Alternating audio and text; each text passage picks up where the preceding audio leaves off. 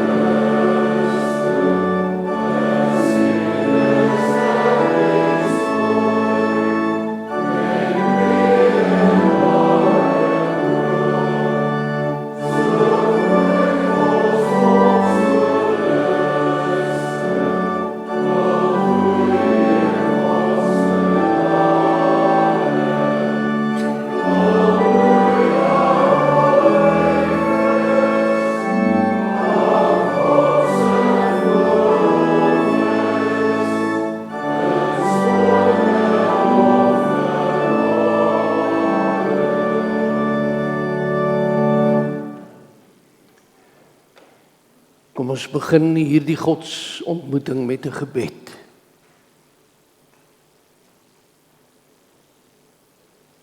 Here God, Vader in die hemel, laat die woorde van ons mond en die oordeenking van ons hart vir U aanneemlik wees. Want U is ons rots en ons verlosser. Amen. Geliefde gemeente, broer en suster, genade, barmhartigheid en vrede vir u elkeen van God ons Vader, Christus Jesus, ons Here, in die troostvolle teenwoordigheid van die Heilige Gees. Amen. Geliefdes, kom ons staan en ons sing hartlik saam Psalm 38, die kulteomdigting, strofe 1 en 3. Daarna bly ons staan en gaan ons belydenis doen van ons geloof, en na die belydenis lied 308, strofe 1 en 5.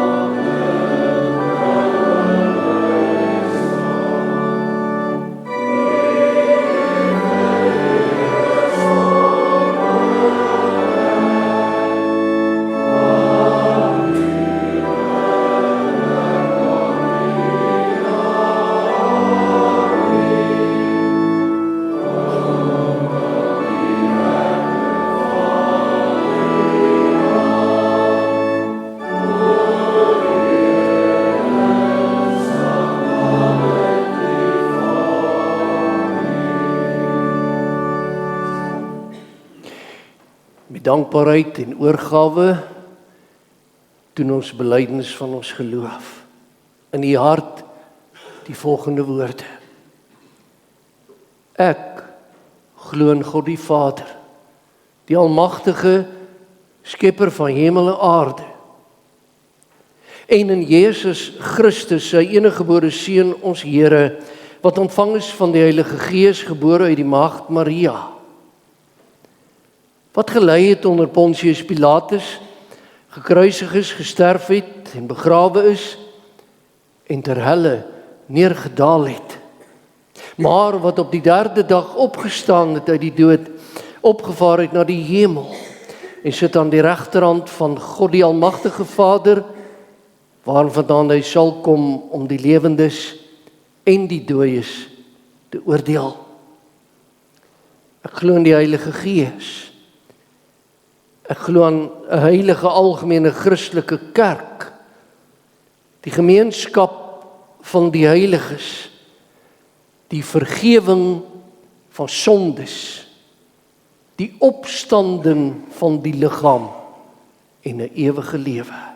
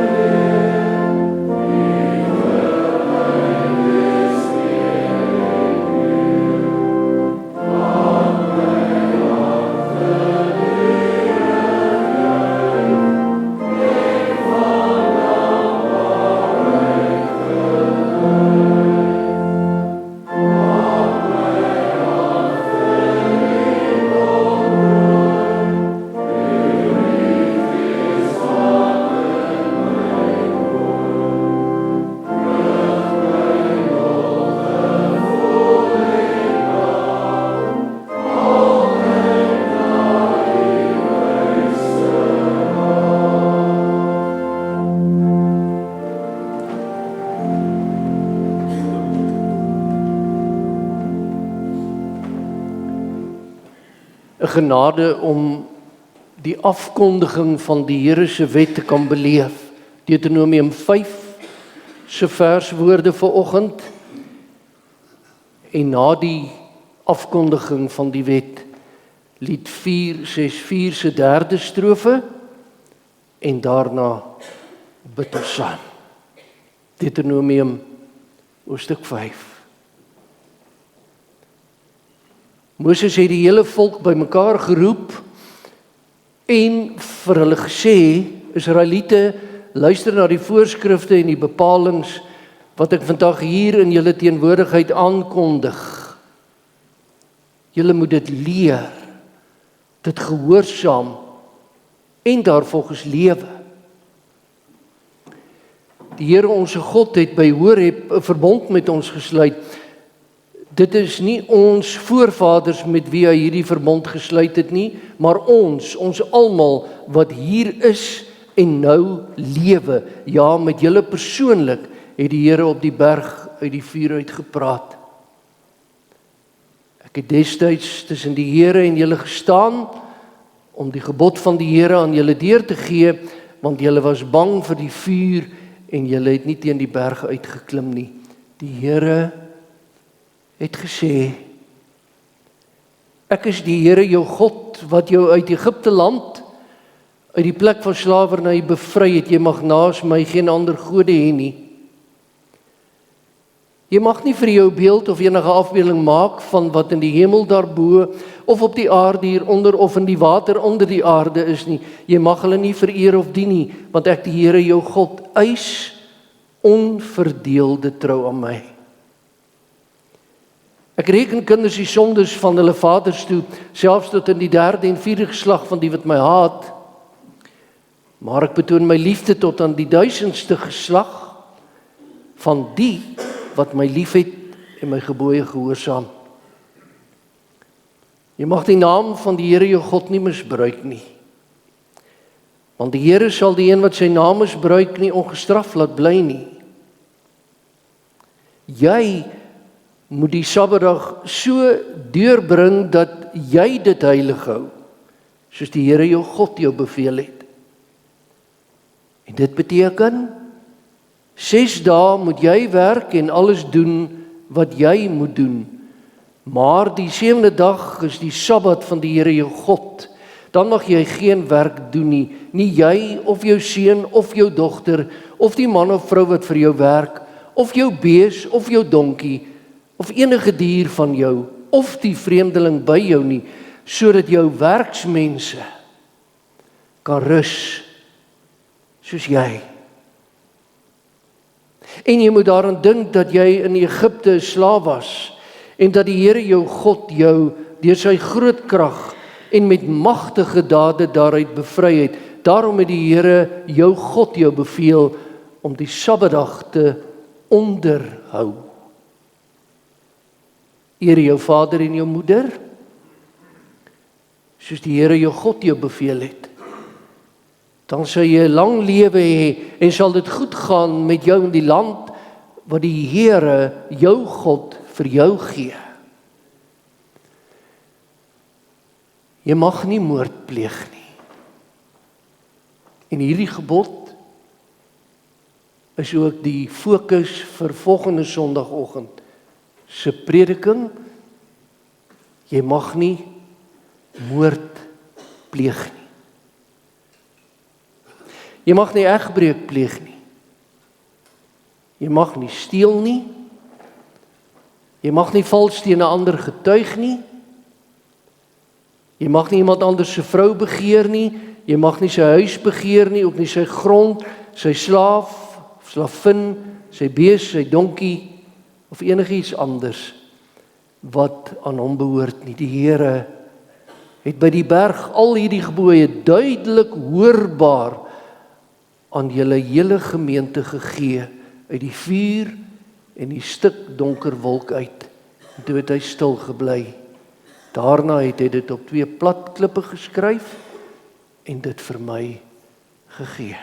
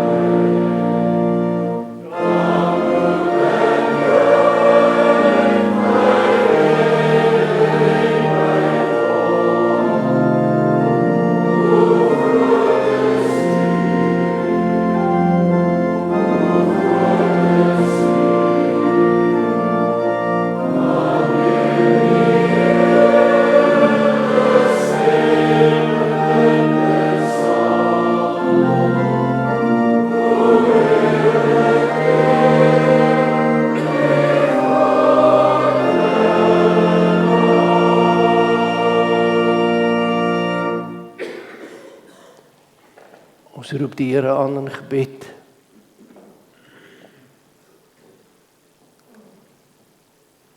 Ons Vader wat in die hemele woon, U die heilige God, die almagtige, die ewige, die enigste, vir U kniel ons in die naam van Christus Jesus, U Seun, en ons weet en glo en bely dat ons gebedswoorde deur die Heilige Gees gevorm word, diep uit ons hart, in gebed vir U. U dank te sê dat U ons getrek en geroep het deur die Gees om hier te wees in die vroegdagtyd, as die reendruppel een vir een begin val, as die aarde skoon gewas word in ons omgewing, as jy die wolke saamroep, soos hy ons saamroep, dan weet ons, hy is met ons besig, hy sien ons raak, hy troos, hy vermaan, hy laat verkondig, hy bedien, hy liefde, hy die lewende God. Dankbaar is ons saam in die vrese van die naam, ook opgewonde te weet, aanstonds kom u aan die woord, u die skepper van die hemel en aarde, in en deur skriflesing. Lei ons Here na ver bladsye van die Ou Testament en lei ons deur die Gees om ook in die bediening van die woord hierdie Ou Testament bladsye in God se openbaring te kan bind aan ons hart, in ons lewe van toepassing vir die week wat ons kon begin, vir die kwartaal wat ons kon begin, ons saam met kind en kleinkind, jong mens, ons saam met onderwyser en dosent. Wees ons genadig. Praat met ons, Here, uit die hoë hemele.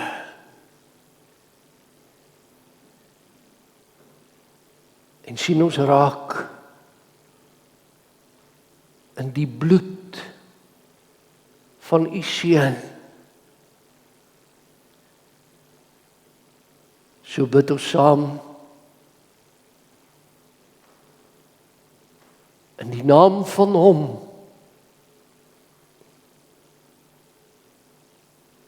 wat vir ons die lewe gekoop het in die verdienste aan die kruis. Ons Here Jesus Christus. Amen. Geliefdes, ons blaai, soos ek gesê het, ver terug na Genesis 39 en dan lees ons van vers 1 uit die 83 vertaling tot by hoofstuk 40 se 8ste vers. So kom die Here aan die woord en direk na die skriflesing lied 258, een strofe sing ons saam en daarna bedien ek die Here se woord aan u. Genesis 39. Josef is na Egipte toe gebring. Potifar, 'n amptenaar van die farao en die hoof van die leiwag, 'n Egiptenaar van geboorte, het vir Josef by die Ismaeliete gekoop wat hom Egipte toe gevat het. Die Here was by Josef en dit het baie goed gegaan met hom. Hy het in die huis van sy eienaar, die Egiptenaar, gebly. Toe Potifar, Josef se eienaar, sien dat die Here by Josef is en dat die Here alles wat Josef aanpak laat slaag, was Potifar hom goedgesind. Hy het Potifar se persoonlike slaaf geword en Potifar het hom aangestel oor sy hele huishouding en al sy besittings is onder Josef se sorg geplaas. Van toe af het die Here die huis van die Egiptenaar geseën. Dit was oor Josef dat die Here dit gedoen het. Die Here, die seun van die Here het gerus op al Potifar se besittings, die in sy huis en die in die veld. Hy het alles aan Josef oorgelaat en hom aan niks gesteur nie, behalwe aan sy kos. Josef was fris gebou en mooi. Na sy bevordering in sy eienaar se huis, het die se vrou na Josef toe gekyk en vir hom gesê, kom slaap by my. Maar hy wou nie. En hy het vir sy eienaar se vrou gesê, meneer steur hom aan niks van dat ek hier is nie. Wat hy besit, het hy onder my sorg geplaas. Daar is niemand wat in hierdie huis meer gesag het as ek nie. Meneer het niks van my teruggehou nie, behalwe vir u, want u is sy vrou. Hoe kan ek so 'n verkeerde ding doen? Ek sal mos teen God sondig. Sy het dag vir dag by Josef aangehou, maar hy het bly weier om by haar te gaan slaap. Op 'n dag toe Josef in die huis ingaan om sy werk te doen, was daar niemand van die ander slawe in die huis nie. Toe gryp Potifar se vrou hom aan sy klere en sê, kom lê by my. Maar Josef het buitentoe gevlug, terwyl sy 'n stuk van sy klere in haar hand bly hou. Toe sy sien dat hy buitentoe gevlug het, terwyl sy 'n stuk van sy klere in haar hand bly hou, roep sy die ander slawe van haar huis en sê vir hulle, kyk, meneer het hierdie Hebreër na ons toe gebring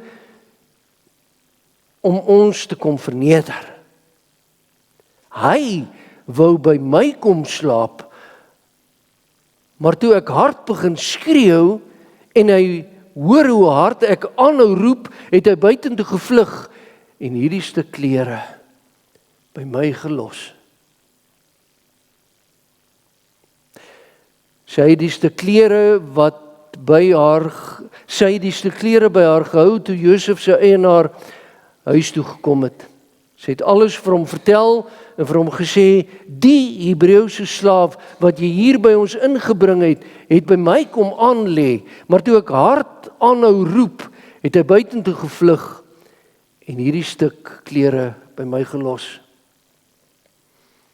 Toe Josef se eienaar by sy vrou hoor wat sy slaaf alles aan haar gedoen het, was hy kwaad. En hy het vir Josef gevat en in die tronk gegooi, waarin die mense was wat deur die koning gevange gehou is. Terwyl Josef daar in die tronk was die Here by hom. En hy het Josef sy troue liefde laat ondervind, sodat die tronkbewaarder hom goedgesind geword het. Hy het vir Josef in beheer geplaas van al die gevangenes in die tronk en van alles wat hulle moes doen. Josef was vir alles verantwoordelik. En die tronkbewaarder het nie meer na iets omgesien nie. Alles was in Josef se hande, want die Here was by hom. Wat Josef ook al aangepak het die Here laat slag. 'n Ruk nadat Josef in die tronk gesit het 'n skinker en 'n bakker van die Egiptese koning verkeerd opgetree teenoor hulle koning. Die farao het kwaad geword vir sy twee amptenare, die hoof van die skinkers en die hoof van die bakkers. Hy het hulle in dieselfde tronk laat sit waarin Josef opgesluit was, in die gebou van die koninklike leiwag. Die hoof van die leiwag het Josef vir hulle beskikbaar gestel, hy moes hulle bedien. Toe hulle al lank in die tronk was, het die twee eendag gedroom. Die skinker en die bakker van die koning van Egipte het daar waar hulle in die tronk opgesluit was, elkeen sy droom gehad met sy eie uitleg. Josef het die volgende môre by hulle gekom en opgemerk dat hulle bedruk was. Hy het vir die twee wat saam met hom in die tronk was, die amptenare van die farao gevra: "Waarom lyk julle vandag so bedruk?" Hulle het hom geantwoord: "Ons het elkeen 'n droom gehad en ons weet nie wat dit beteken nie." Toe sê Josef vir hulle: "God ken julle drome se uitleg. Vertel die drome vir my." Tot daar. Kom ons sing saam.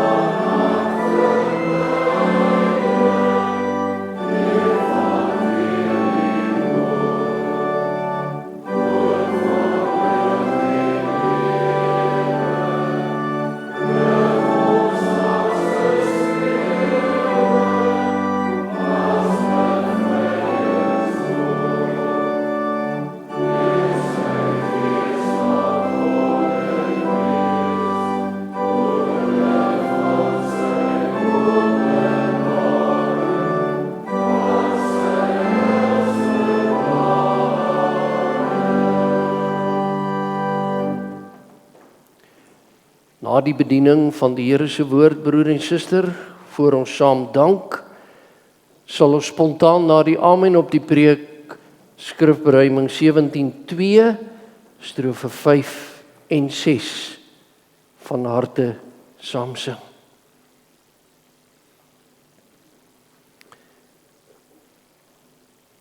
Liewe kind van die Here,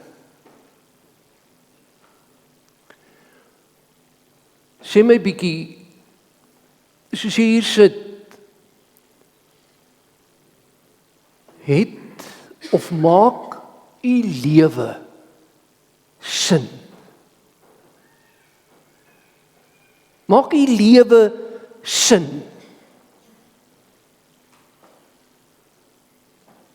Of kan ek so vra, as ek vir u sou vra, wat is die doel van u lewe? Wat sal u sê?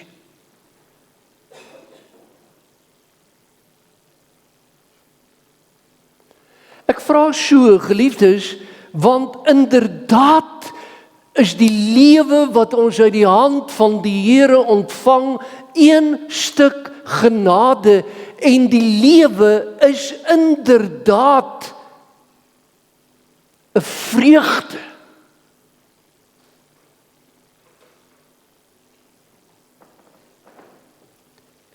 Maar nie altyd.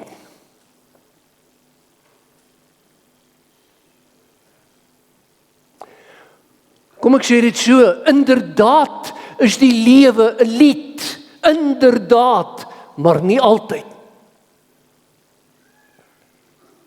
Hoe kan ek so sê? Ek kan so sê, omdat Josef se lewe bevestig dit wat ek pas gesê het.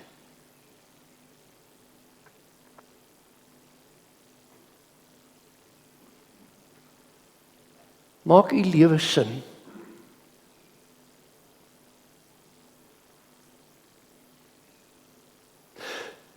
As jy na die voorgelese gedeelte geluister het, hoe sou u gesê het Josef se lewe sin gemaak?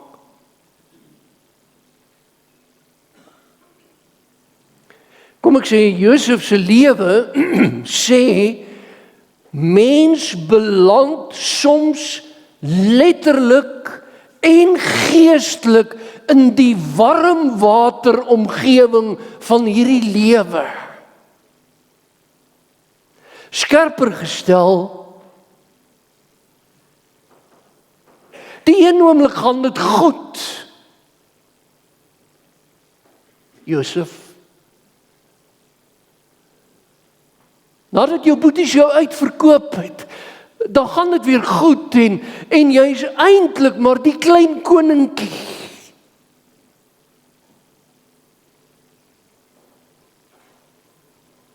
En die volgende dag sit jy in die tronk. Soos Josef. Liewe broer en suster, ek wil so sê, as daar nou iemand se lewe was, wat vir 'n groot deel van sy lewe verskriklik deurmekaar en moeilik was, en 'n gespook, dan was dit die van Josef. U ken die geskiedenis. Sy broers het hom gehaat, jy onthou nie, want hy was die witbroodjie van sy pappa. Sy kleed het ook anders gelyk. Hy's voorgetrek. Hy het altyd die beste gekry, het hulle gesê.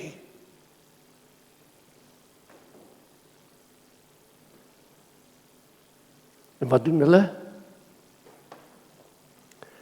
Hulle het hom uitgewerk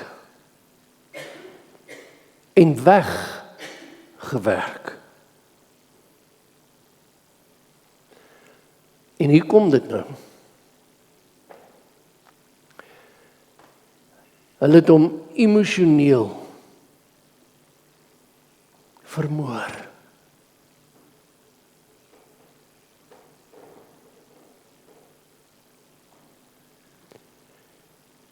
Het jy al soos Josef gevoel? Ek bedoel, dat jy voel jy is emosioneel gedreineer, vermoor.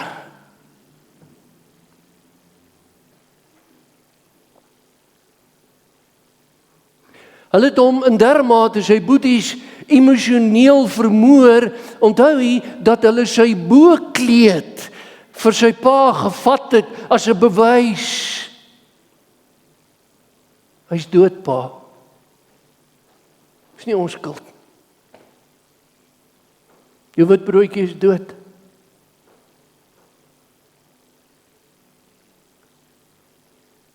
Hulle het Josef se nek probeer breek. Maar wat hulle nie besef het nie, is dat die Here by Josef was en dat Josef besluit het om nie tou op te gooi nie. Josef het besluit, broer en suster, dis belangrik, Josef het gekies om nie uit te sak nie, maar aan te hou.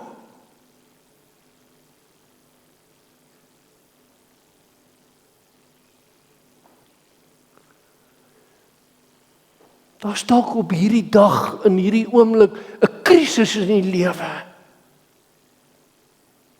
Ek pleit by u om Christus wil besluit, kies om nie uit te sak nie, maar kies om aan te hou, uit te hou.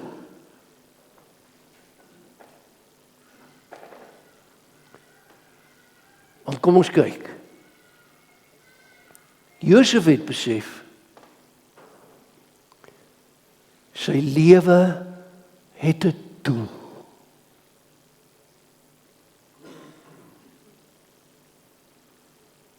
Sy lewe het 'n doel toe hy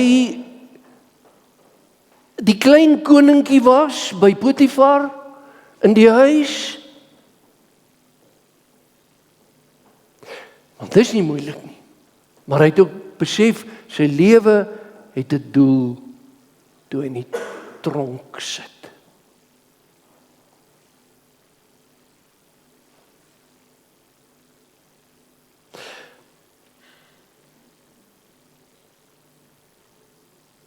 As u lewe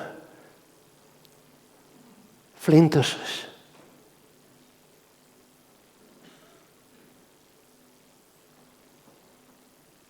het dit nog 'n doel.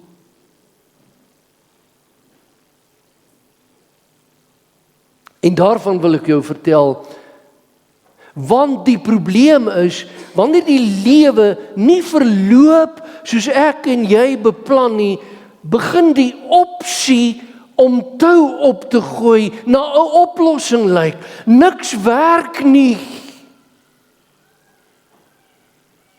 Kom ek hys die wit vlag.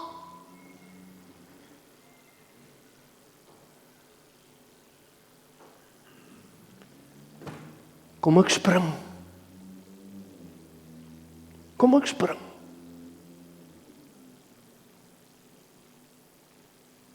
En ek val my dood.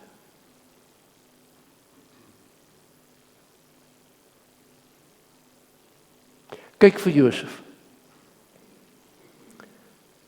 Hy is 'n vreemdeling en 'n slaaf, maar hy hou aan om sy lewe te leef. Die lewe van Josef leer vir u en my dat ons nie in donker dae doelloos moet lewe nie.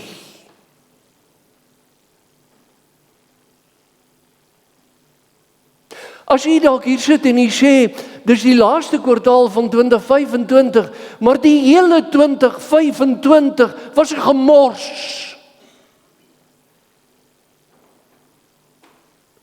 Ek gaan nou maar deur die laaste kwartaal ploeter.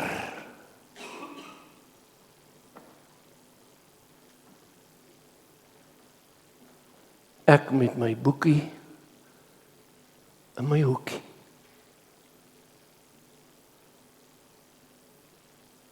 Want kyk, die Here het Josef die tronk nie gespaar nie.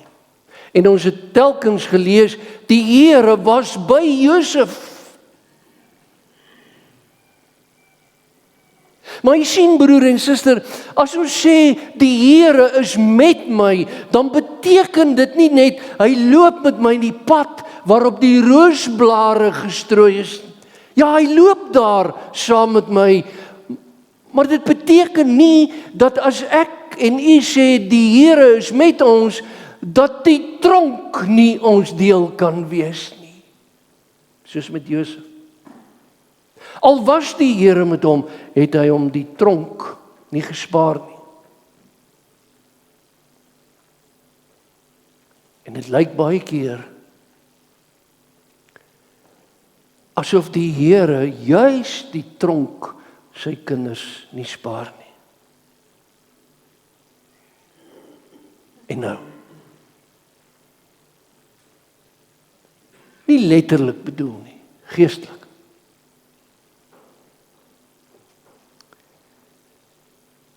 Voel jy dalk op 'n manier,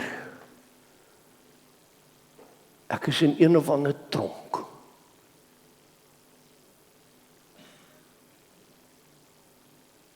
Een of ander tronk.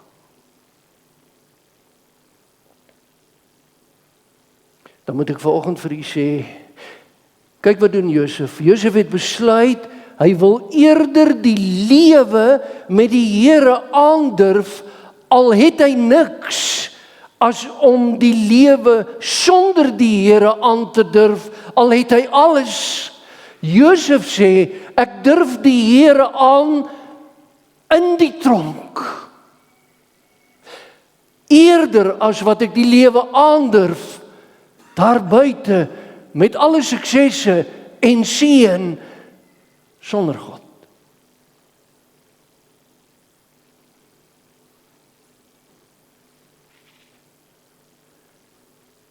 God ken die tronk.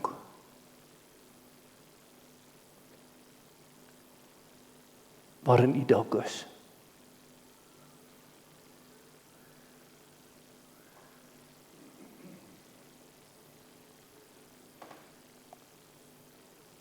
Wil jy nie ook so, presies so, soos Josef besluit nie?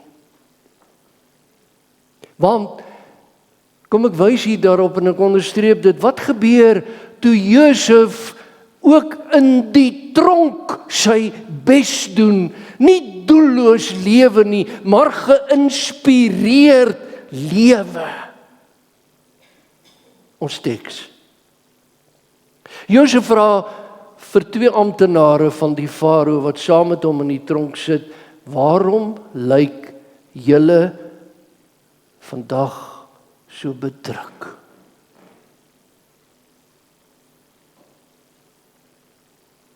Begryp jy wat doen Josef nie? Naamlik, toe die lewe nie verloop soos hy dit beplan het nie, toe vergeet hy nie, hoor nou mooi, dat ander mense ook teleurstellings ervaar nie. Dat ander mense ook swaar kry nie. Sien nie waarop stuur ek af? Want baie keer in my en in u lewe, as die dinge skeefloop, as die tronkdeur agter my toeslaan, dan dink ek dis net ek wat daar sit. Dis net ek wat probleme het. Dis net ek wat swaar kry.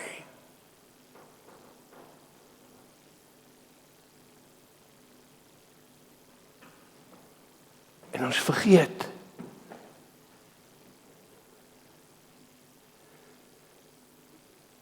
van die mens wat voor my sit of langs my, wat ook swaar kry. Waarom, sê Josef vir 2 amptenare, lyk julle vandag so bedruk? En hier kom nou 'n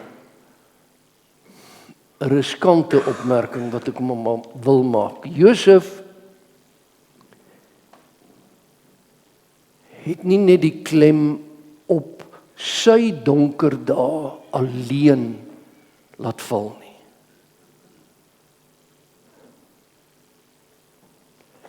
Josef dink nie net aan sy eie pyn nie.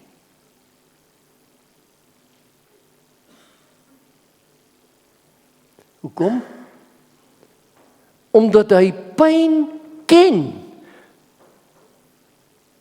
Vra hy of hy nie hierdie 2 amptenare met hulle pyn kan help.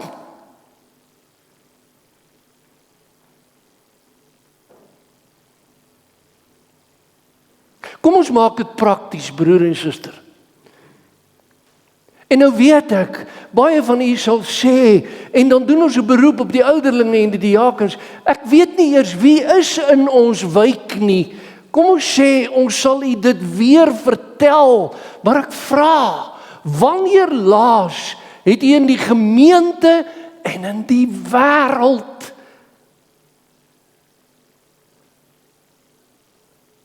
vir iemand gevra? Hoekom is jy so bedruk?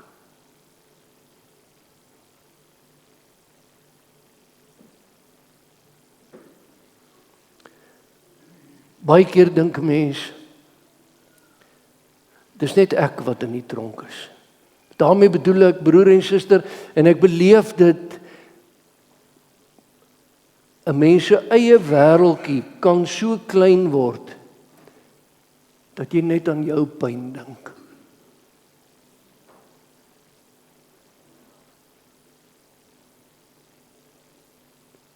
En dit is die dood van 'n mens se siel. En dan is daar verlies aan betekenis.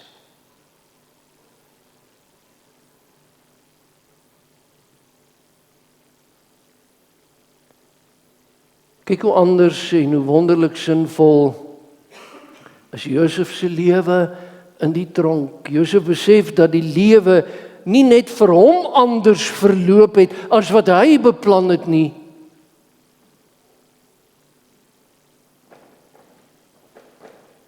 Maar hier langs my sit iemand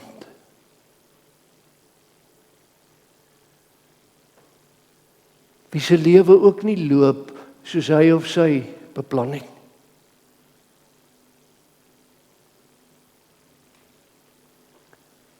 Maar Josef se lewe is nie doelloos nie. Want hy het 'n oog vir die welsyn van twee ander mense. Waarom lyk julle vandag so bedruk? En verstaan mooi, net deur, hoor hoe sê ek, net deur op te let.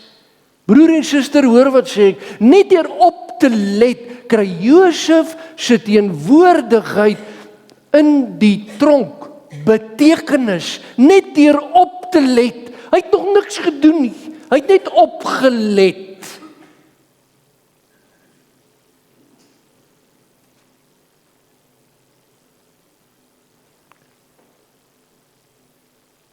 En u lewe, wat u dalk gesê het, ag, nie regtig betekenis.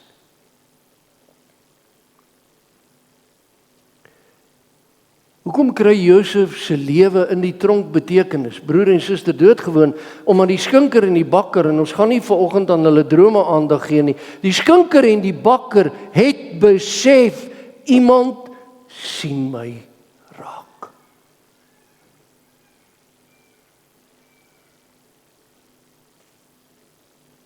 Iemand gee vir my om.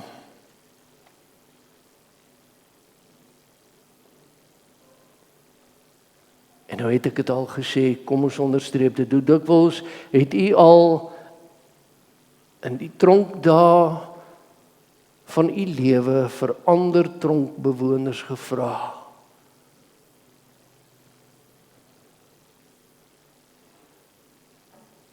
Hoekom voel jy nie lekker nie?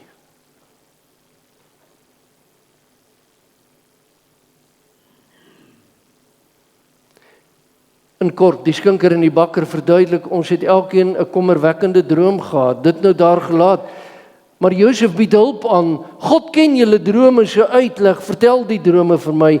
En Josef se dae in die tronk kry betekenis, helaas, sonder sy mooi wonderkleed.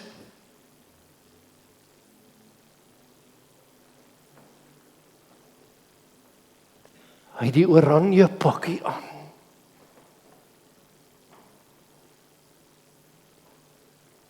En sy lewe het 'n doel.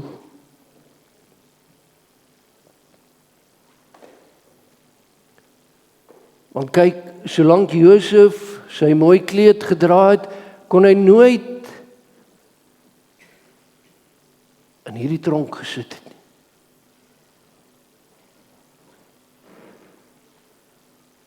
Solank hy sy kleed gedra het, so Josef nooit kon verstaan het dat God genoeg is wanneer jy alles verloor het.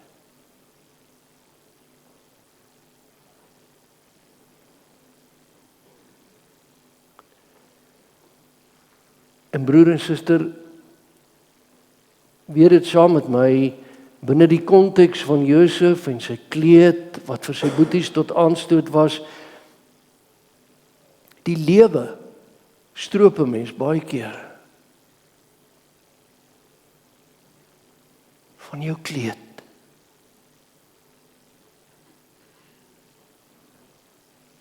Dit weet jy en ek.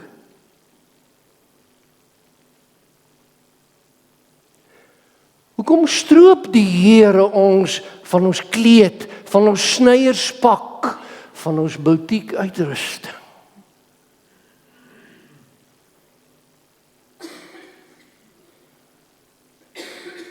Dalk is sodat jy vir iemand in dieselfde bootjie as jy kan vra. Hoekom lyk jy vandag so bedruk?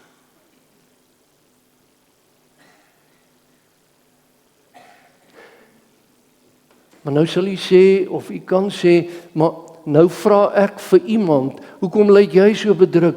Maar Pieter, niemand vra vir my nie.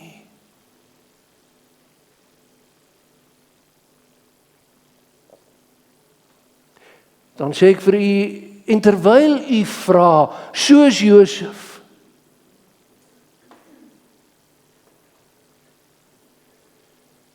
hoor dan die Here Jesus vra vir jou.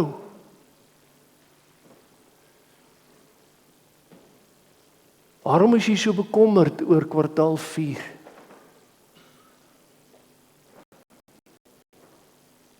Hoor dan die Here Jesus vra,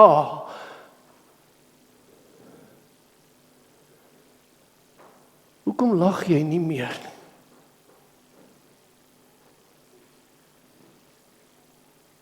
Hoekom huil jy? Hoekom loop jy krom? Hoekom vrees jy?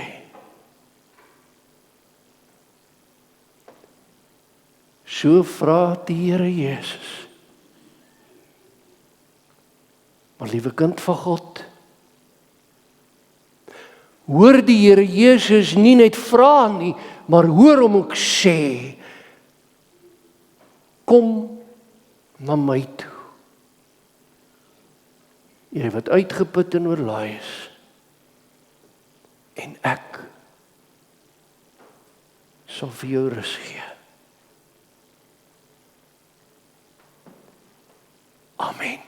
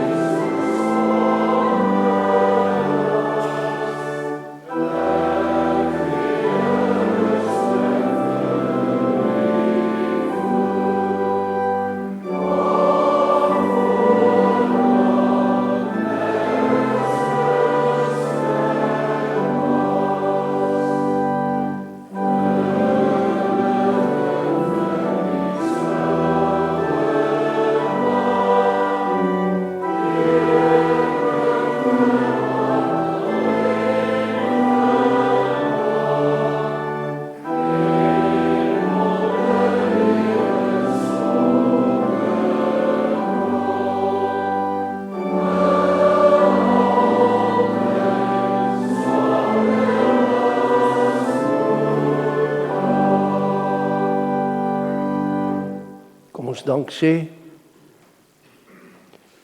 Nog 'n keer buig ons diep en laag, Vader in die hemel, want u woord is lewenskragtig. Wat lewe uit die dood gebied. Die evangelie boodskap van verlossing en bevryding, die evangelie boodskap oor die lewe, van die lewe, vir die lewe, in die lewe, op die snelweg van seën, in die tronk van swaar kry. En ons weet, en oral is ons God. Daarvoor dank ons u, Here, en daaroor verheug ons onsself. Laat die koninkryk kom. Laat die wil geskied. Op die pad van elkeen se lewe.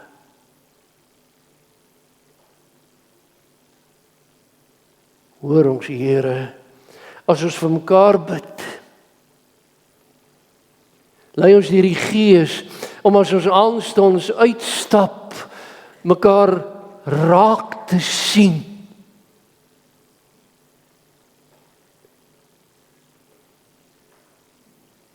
En te sê,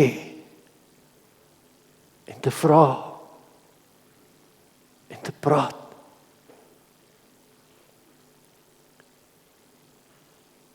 Dankie Here dat elkeen van ons se lewe sin maak. Omdat ons lewe en ons menswees in Christus Jesus uit die ewige verdoemenis verlos is tot die ewige heerlikheid.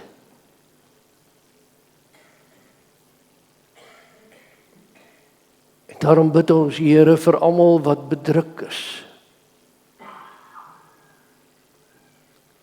Almal wie se lewenspad moeilik is.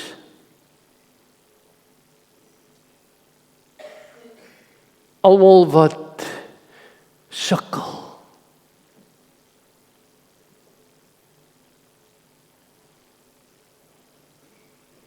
Elkeen wat in siektetoestand en mediese ongemak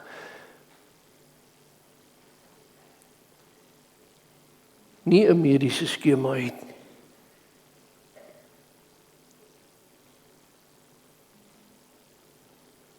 En dit maak 'n mens bedruk, Here.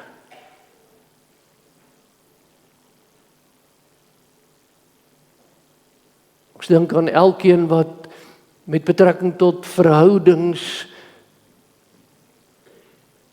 'n opdraande pad loop.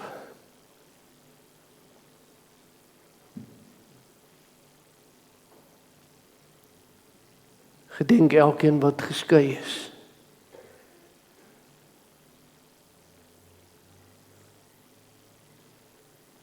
Gedenk elkeen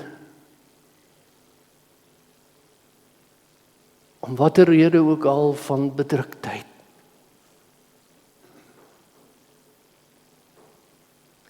Gedenk hulle wat bekommerd is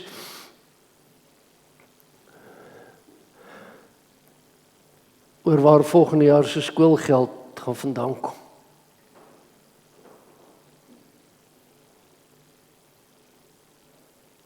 Waar die geld vandaan moet kom om my water en ligte rekening te betaal.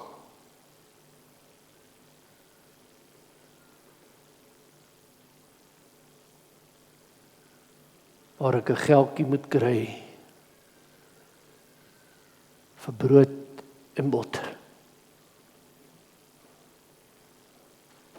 En ineens, Here, U te dank vir elkeen van ons wat die lewe ken met brood en botter en konfyt. Elke ete beleef met groente en vleis en 'n glasie wyn.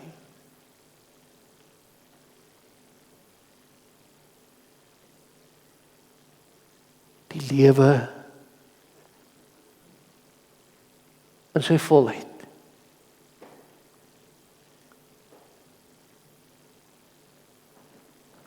Ons bid vir Gerard en Martie met hulle swaar Erik met kanker, en ons bid ineens vir elke hospitaal se onkologie afdeling. Maar Here, so loop die lewe in die pendulum wat swaai van positief na negatief, van siekte tot gesond word, as ons Charlene Fik vir U dra. In die swangerskap en die geboorte, op U tyd van nog 'n kindjie. En daarmee saam, Here, ons gebed vir al die jong egpare met skoolgaande kinders, ouers met kinders op universiteite.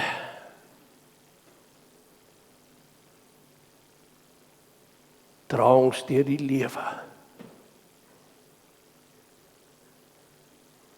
En bring ons by die wenpaal. Op U tyd om Jesus Christus ontwil. Amen.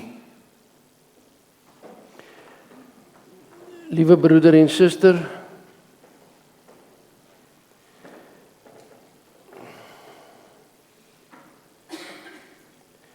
ons gaan staan en ons gaan skrifberuiming 11:2 se tweede strofe van harte sing, staande. Daarna bly jy staan vir die uitstuurseën uit genade van ons Here te kan ontvang. En ons amen lied is vanoggend skrifberuiming 12:3 se eerste strofe waarna ons huis toe gaan.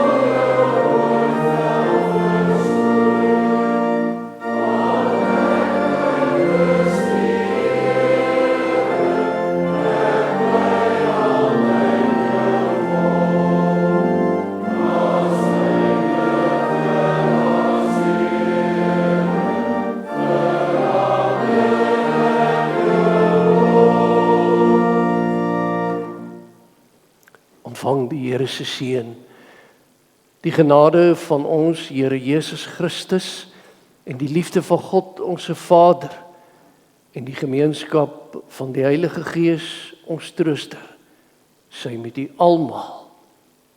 Amen.